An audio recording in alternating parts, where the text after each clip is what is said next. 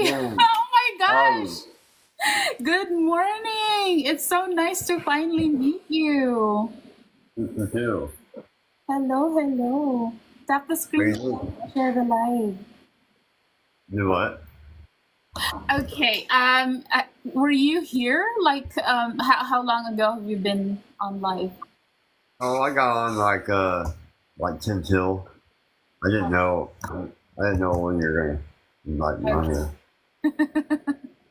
It's so nice to finally meet you. It's such an honor that you're here with us. Thank you. I'm glad you let me use this interview. I appreciate that. Yeah. Okay, I guess we're gonna start. Hi, my name is Jenny. This is my voice, Queen Catch Voice, and we have a very special guest today. His name is Josh Jones. Kindly introduce yourself to us. Hi guys, I'm Josh Jones. Uh, I go on TikTok. I try to get on here to spread awareness about like driving, while you're tired, drinking and driving.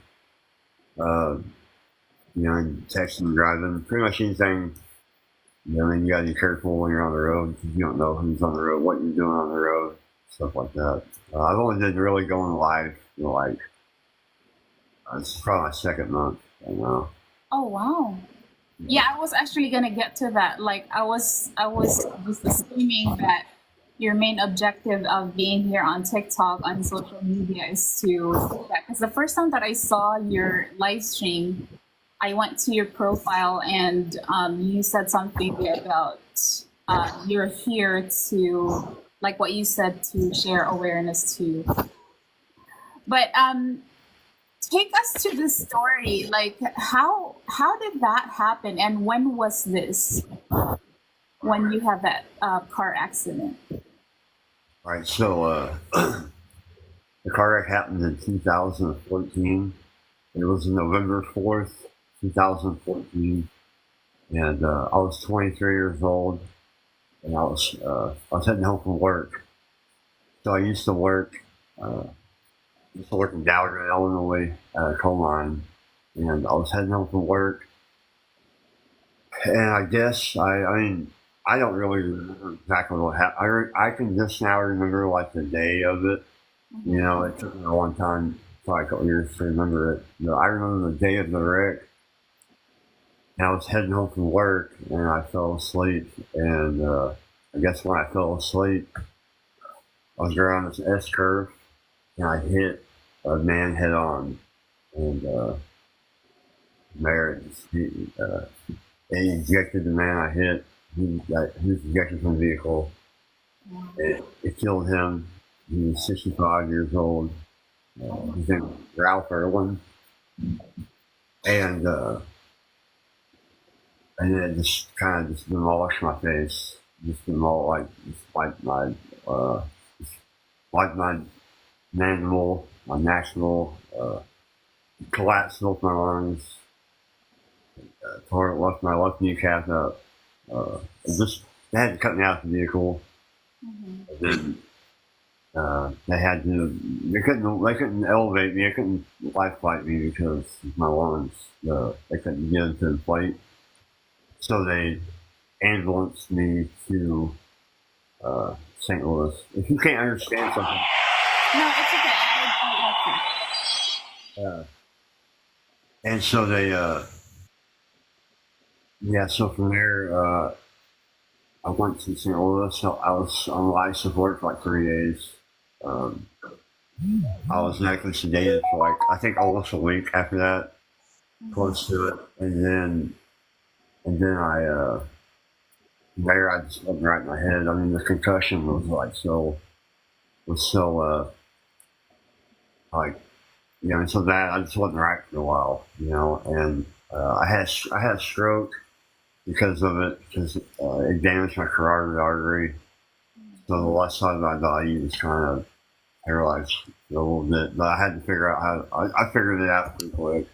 I was young enough, and strong enough. I kind of figured it out pretty quick. I still got some type of movement to my left hand, but it's not. enough. So like I still work. You know what I mean? It's not like I'm not disabled or anything like that. But eventually, so I still had like a piece of my left eye for a while, and then that was a part of like the first reconstructive surgery they did. Is they cut out the rest of the left eye because it was pretty much just dying because I didn't have eyelids. And then from there, basically, so I got out of the hospital about 5 months, 4 or 5 months later, I'd say, and it took me it took me a while to kind of get going, and then I started losing it in my head. I didn't really like lose it. I just lost. I didn't have nowhere to go. I kind of lost. You know what I mean? I was just young. I was dealing with this wreck. I had young kids. I still got young kids. But I had young kids, and so I kind of just I got on drugs for that painkiller. You know what I mean? It kind of got to me, so I got on drugs for that. I pushed everybody away for a long time, and eventually I started doing stuff what drug users do, and I went to prison. I got out of prison about 5 years ago, and then I was still kind of messing up, and then I finally decided to get my life straight. It's been going on 3 years now, and I've been clean for that long, and I'm just getting to the part of my recovery and my sobriety to where I feel like I have to do something like that. Like, and then I seen this platform, and I got enough users on this platform to where I could kind of spread that message. And then I've met some good people on here, and that kind of inspired me, you know. And so that's why I kind of keep trying to tell my story. Okay, so take us back to that day. Was there something different that day? I'm not a superstitious person, but coming from a family of, being Filipino, we have a lot of superstitious beliefs. Something like if you see a black cat, you're not supposed to be leaving the house, that kind of thing. Was there anything different that day? All right, so like I wouldn't say that day per se because I can't really exactly remember it. Right, but that week before, it sounds weird. But I've always said this. I smell. There's something like in our house, sometime, and it smelled weird. And it kind of gave me that, it didn't smell like death. I'm not saying it's that stomach or anything like that. But it just smelled weird, and it reminded me of death. And I said this for a long time, and I'm like, what? And I can still smell that smell sometimes today whenever I go back to Centralia. But that's the only thing I can really think of that you're talking about. But I did have a out of body experience from the car wreck. Wow. I haven't really told people about that. You know, I've had an out of body experience like that. I don't know if it was like from all like my heart, all from the wreck, and your brain rushing 100 miles, like or from all the medicines and stuff they give me. I don't know if that's what it was, but to me it seemed real. So. Wow, that's really crazy. Okay, so when you were at the hospital, when you finally woke up, like what was the first thing that was running in your head? Because you did say that you have young children. Who were the people that you first saw when you finally woke up? Well, I really didn't see like because this eye had a bunch of glass in it, and it was like really swollen. So I didn't really see like a whole lot right at first, but I could hear everybody around me, and they're like, "Hey, Josh, hey," and they kept trying to tell me like it was a car wreck. And for some reason in my head, I saw it happen in like Iraq or I don't know. You know what I mean? I was just so messed up in my head. Yeah. I thought it happened in somewhere like out east or out east, and I don't know why I thought. I don't. There's no reason I really should have thought that at all. I don't know why, but I seemed like it was like a grandma, my aunt, the woman that I was with at the time. She was there, and my mom. They would come in and out. You know, my dad was there too, and they would just like kind of calm me down because I would wake up and I'd be kind of tripping out, and they're like, "Josh, calm down." I could hear him, "Josh, calm down." You know, you've been in a bad car wreck. And then finally, I can remember when I got to like a calming point, and I kind of I started understanding what they were saying. I guess I thought my daughter was with me. I would ask them like, hey, is my daughter with me? And they're like, no, what I mean? And they didn't tell me anybody else died in the car wreck. They didn't tell me about that. But I had to kind of Google that myself. But did it finally dawn, like the very first few minutes when you woke up, did it dawn on you that your face got destroyed pretty much? No. No? How They had long to kind did of, you? Like what's that? how many days do you think, based on like, because you were really messed up, like you had, I can only imagine the trauma, the drugs on your system. It probably Yeah. took you like a few days or something for you to finally realize that something did happen to your face. Oh, yeah. So, like, they told, like, and eventually as I got better, I would probably say a month. I mean, I knew something happened to my face. They didn't exactly tell, like, I don't know if they wanted to tell me, but eventually they gave me a mirror. I want to say it was like a month later, 3 weeks, a month later. They gave me a mirror.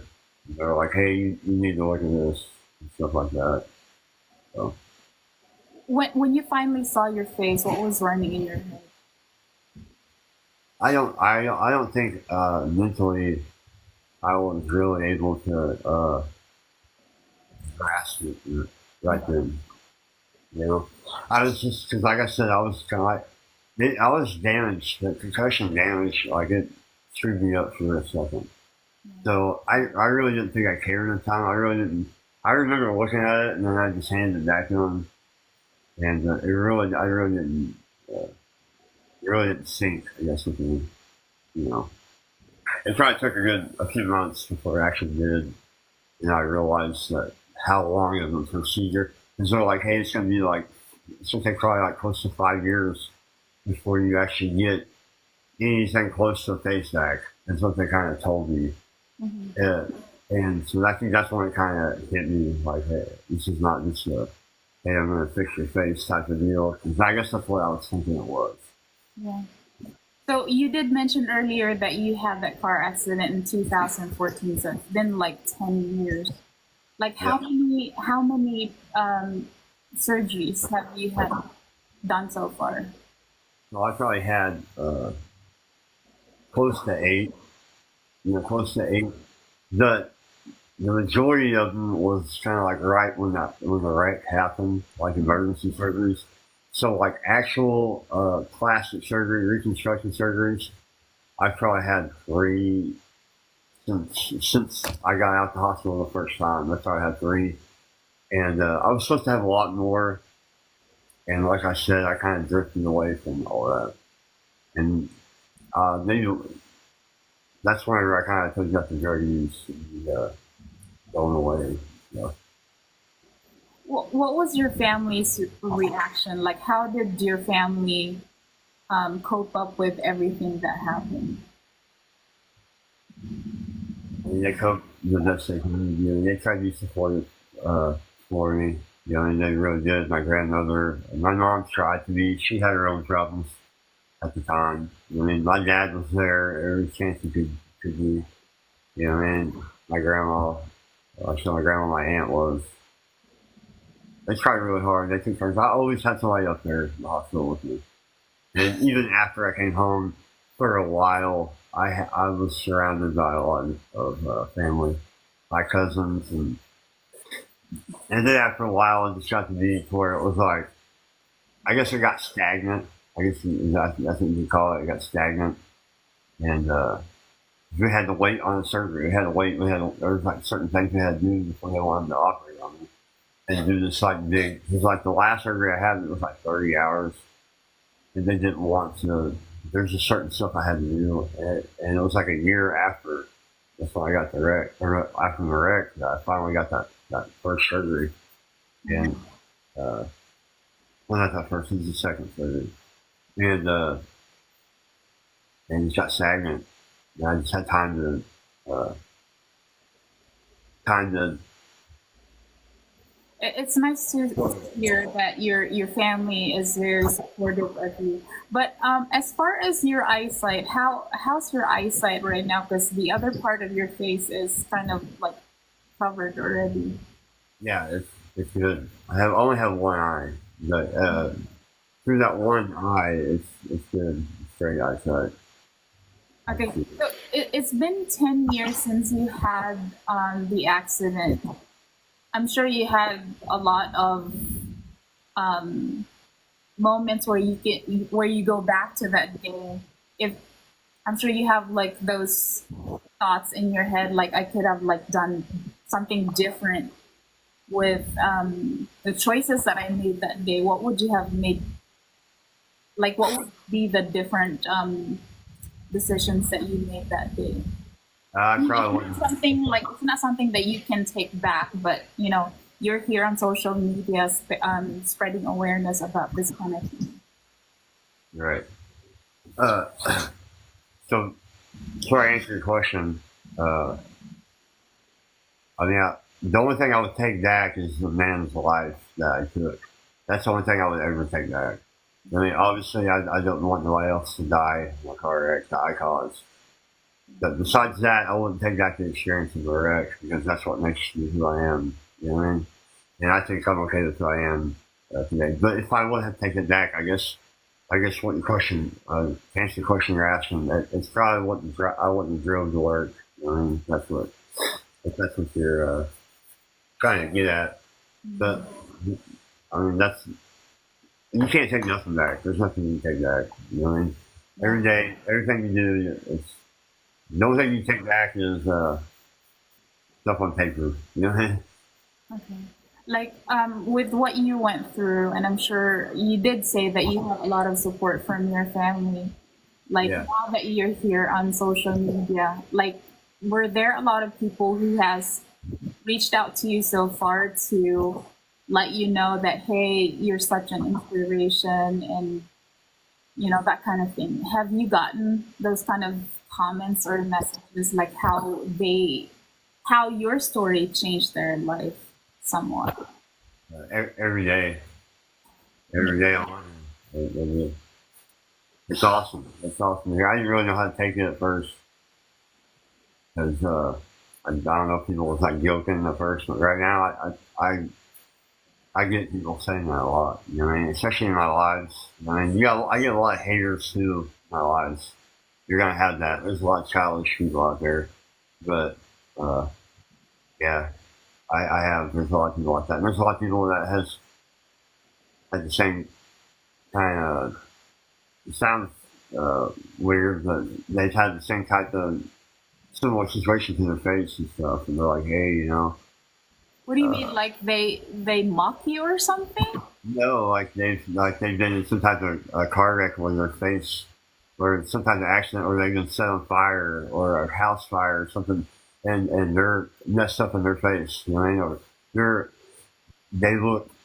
I don't want to say awkward. They look. It's and it takes you back when you look at them. You know, what I mean, it's not something you look at people like me and you see us, and it's not always something it's easy to go straight take in. You know, what I mean, you're gonna have to double take. So people like that. And they talk to me and they're like, hey, and I appreciate that's awesome. You do this. You're brave. You know what I mean? And I admire that. So that's Okay, take us to your day-to-day life. Like now that you did mention that you've been here on TikTok for 2 months. yeah. Okay, so what's your day-to-day like now that your TikTok is now the social media is part of your life now, and you're here to spread awareness. What's your day-to-day life like? Like take us to your day, like in the morning, and then you did mention earlier that you're still employed, and that's actually really awesome because I've heard some stories of other people who pretty much didn't or weren't able to come out of that because there's that whole depression and everything. So it's almost like they're dependent on their families. But in your case, you're still like really living like in your day-to-day life as if nothing happened. Yeah. So, so it's really easy day to day. I, uh, I work midnights, and so I usually go to work at 10 p.m. Uh, I work at a rock quarry. I work underground at a rock quarry.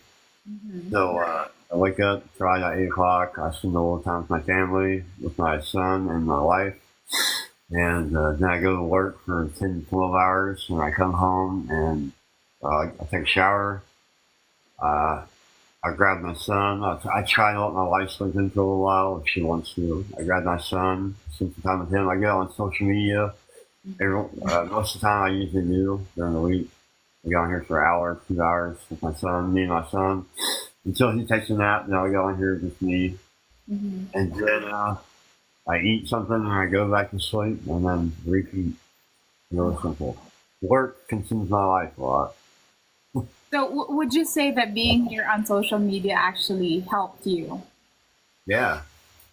Like, Oh yeah. in what sense? I mean, you did mention earlier, because I asked that question, if some people reached out to you to thank you, but coming from you, like, how did coming here on social media help you? In what sense? I know it gives me. Like I said, I don't have really a lot of hobbies, you know. Uh, but this is something to look for. I got some good people in here, and I talk to. There's always someone coming in my chat, like come to talk to me. You know what I mean? I've met some cool people on here, and I consider them friends. You know, good friends. And so I get on here, and uh, it's like a second family, kind of, I guess. And it gives me something to look forward to, other than just going to work. You know what I mean? And so it's like a purpose. You know what I mean? Whenever, uh, like so I used to go to the NA, go through the NA and AA type thing.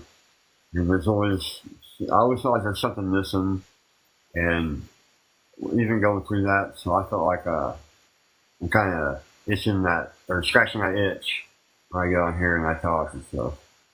Yeah, Like, it's kind of like hitting two birds in one stone, because you are here to spread like a certain message to your viewers, and also when there's like a kind of like a downtime, then you spend your time here. That's why, like, when people say this is just TikTok, it's really not just TikTok, because you could use this app for however you see fit. yeah, And it's really amazing that you are using this app to spread awareness about, based on what you went through. And let's talk about your kids, because I saw your content. So you have 3 kids. I have 5 kids actually. Yeah. Hmm. Uh, I have two. I have a 13, or I have a 14-year-old daughter. I have a 13-year-old daughter, and I have a 10-year-old daughter and a 7-year-old daughter. And then I have a 1-year-old son that has hypoplastic left heart syndrome. Yeah, I saw that one. Can you educate us about that? Because when I looked at your content about hypoplastic left heart Heart syndrome. syndrome, yeah, what is that?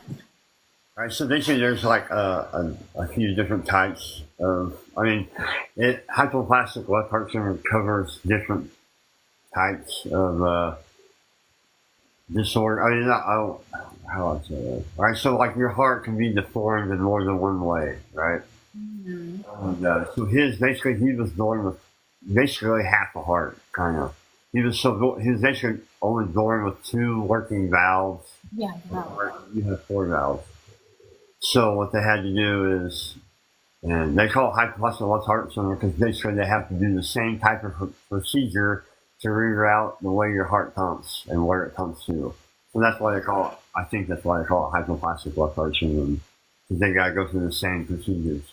So he has to have 3 surgeries, and the first one is the Norwood, and the second one is the Glen and the Fontan. Anyway, he has the first one when he's 6 days old. The second one when he's 6 weeks old, and the next one he's about three And they just what they do is they reroute the way, like half the heart pumps to your lungs and the half the heart pumps to like the rest of your body. It's kind of like a pumping station, like an intake and a return. Mm-hmm. And so what they do is they reroute the way your heart pumps in 3 procedures as you get older, and then eventually he'll possibly have to have a heart transplant when he's a lot older. But we'll see how it goes. How is he doing now though? Is he doing okay? He's doing a lot better. He had this like drainage from his last surgery. It's called chylothorax, and it's like basically where a fluid builds up, and they couldn't get it to stop, and it's starting to get better. But he's doing really good right now. He's just a little behind in like walking and stuff like that because he spent, a third of his life in the hospital. So. He's very special, even besides the heart thing, he's really special. I have to give it to your wife. Like, your family is going through so much, and you guys are so really strong and going through the phases with everything. And may God bless your family, seriously. Thank you. My wife's a superhero. Real. She's definitely a superhero. Yeah. She does way more than I do on a daily basis. Ultimately, if there's like a message that you wanna tell the viewers about, the situation that you went through when you had that car accident, what would you tell them?